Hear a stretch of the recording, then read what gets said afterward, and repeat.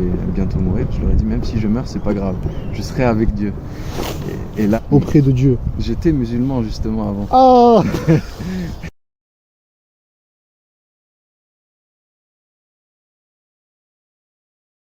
J'attends deux musulmans, fais gaffe hein. Tu sais, les deux musulmans, pour ceux qui savent, il y en a un qui s'y connaissait pas trop en islam, et il savait même pas ce qu'il récitait dans les sourates, les prières. Et dans les commentaires, ils l'ont charclé, ils ont dit c'est intolérable, il n'y a qu'un seul imam, qu'un seul islam. Comment ça se fait que tu connais pas ta religion? Tu t'y connais en islam pour parler hein? Oui, alors, je connais beaucoup de choses, et c'est pas très valorisant. Donc le problème, il y a beaucoup de bonnes choses dans l'islam, il y a beaucoup de bonnes œuvres, je dis pas le contraire. D'ailleurs, l'aspect de solidarité, c'est tellement, ça fait partie vraiment de l'islam, et tu vois que c'est plaisant.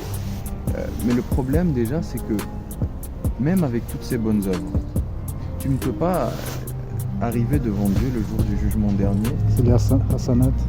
Exact, et dire à Dieu, bon, j'ai fait des péchés dans ma vie, j'ai fait du mal, mais j'ai ces bonnes œuvres-là.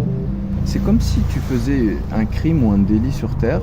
Par exemple, tu casses une voiture et donc tu comparais devant le tribunal et tu dis au juge, bon, j'ai fait ça, c'est vrai, mais ne me condamnez pas parce que regardez ce que j'ai fait comme bonnes œuvres.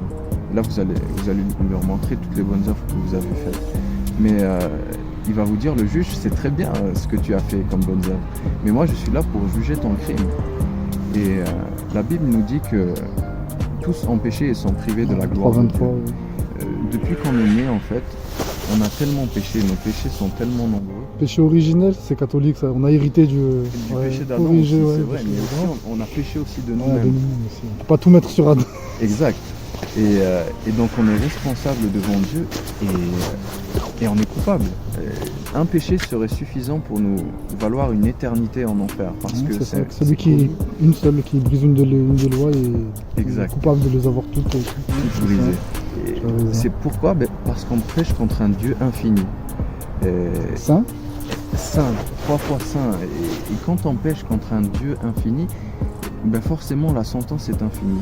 Alors là, tous nos péchés, chaque fois on pêche par nos pensées, par nos désirs, il y a plein de péchés, donc on a besoin du sang de Christ. Et on a besoin d'un sang qui a cette capacité de nous laver, de complètement nous purifier. Et il n'y a que Christ. Que Christ. Il n'y a aucun autre nom qui a été donné, ni sur la terre, ni dans les cieux, par lequel on peut être sauvé. Il n'y a que le Seigneur. Il faut venir à lui dans la foi et dans la repentance, se détourner d'une vie de péché et le suivre. Dis-moi, au passage que tu as converti, quel est ton témoignage? Comment tu as pu rencontrer notre Seigneur? Alors moi, j'étais justement... C'était un témoignage, ça doit être un témoignage de fou. Moi, j'étais musulman, donc j'étais en Algérie. Ah oui, en plus t'as grandi là-bas. Oui. C'est dangereux ça. Je suis arrivé il y a à peu près 2 ans et demi en France.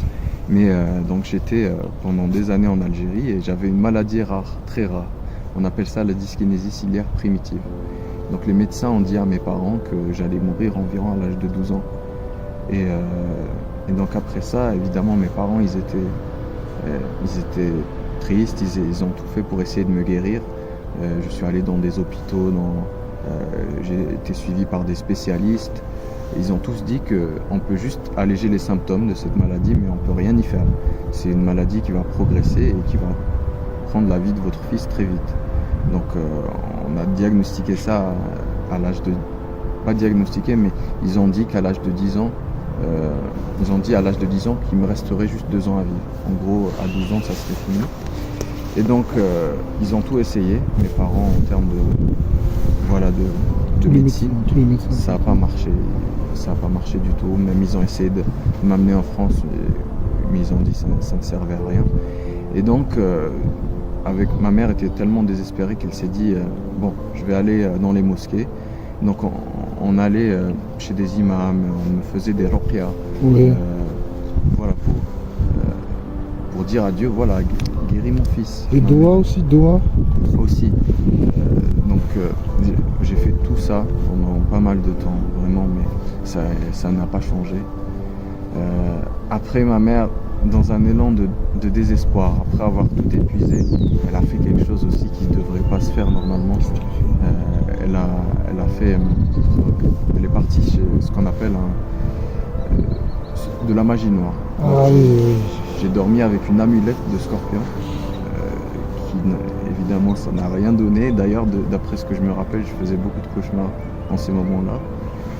Et évidemment, après, elle l'a jeté. Et donc, elle s'est dit quoi faire. Presque, elle n'avait plus d'espoir. Il y a une nuit, c'était en 2012, vers novembre, où je suis rentré et j'ai vu mes parents étaient tristes et je leur ai dit vous inquiétez pas, même si, parce que je savais que j'allais bientôt mourir, je leur ai dit même si je meurs c'est pas grave, je serai avec Dieu. Et là mes parents ils ont pleuré et donc je suis parti dormir et ma mère elle était en train de pleurer la nuit et elle parlait à Dieu. Et donc normalement d'habitude elle parle pas à Dieu, elle fait que réciter les sourates et c'est tout. Mais cette fois-ci, elle parlait à Dieu dans ses pensées. Elle criait à lui et lui disait « Je t'en prie, guéris mon fils, je ne veux pas le voir mourir. » Et donc, elle dit « Bon, j'ai besoin de toi, vraiment. » Et quand elle finit de parler à Dieu, sachant qu'il est très tard le soir, elle était sur son lit, elle entend un homme crier dehors 3 fois « Karim, Karim, Karim !» Et c'est ton prénom? Non, non. Moi je m'appelle Jules. Et Karim par contre c'est un mot en arabe, c'est un nom, mais c'est un mot qu'on utilise pour décrire Dieu. C'est le miséricordieux. Donc c'est un attribut de Dieu dans l'islam, mais même dans la parole de Dieu on dit que Dieu est miséricordieux. Oui, bien sûr. Et un jour pour toujours. Absolument. Et donc le lendemain je vais à l'école. À l'école, normalement je suis hospitalisé quasi tout le temps parce que j'avais des symptômes. Tu vas plus à l'école à ce moment-là? Une fièvre très forte, des sueurs, des fois je tombais dans les pommes, j'avais du mal à respirer parce que j'ai oublié de préciser que cette maladie très rare, donc dyskinésie ciliaire primitive, elle affecte on va dire en gros le système de filtration de l'air qui va dans mes poumons. Donc mes poumons n'arrivais pas à filtrer l'air qui rentrait. C'est-à-dire il y a plein de bactéries, de virus qui rentraient, j'avais des infections respiratoires, etc. Et donc voilà, je vais à l'école et elle vient me récupérer ensuite, ma mère, l'après-midi. Et donc il y a une dame qui vient vers ma mère et elle lui dit bonjour, je m'appelle.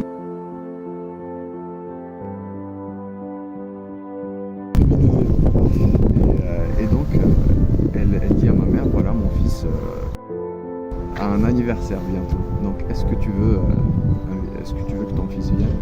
Et donc ma mère a dit oui. Donc elle a hésité parce qu'elle connaît mon père, je peux avoir une crise à n'importe quel moment, mais elle a dit oui.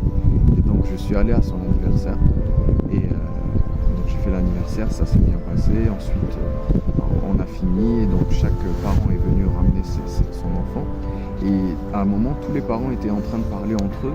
Il y avait juste ma mère qui était toute seule et qui était triste et qui parlait à personne. Et quand la mère de l'a vue, et donc elle est partie lui parler et elle lui a dit,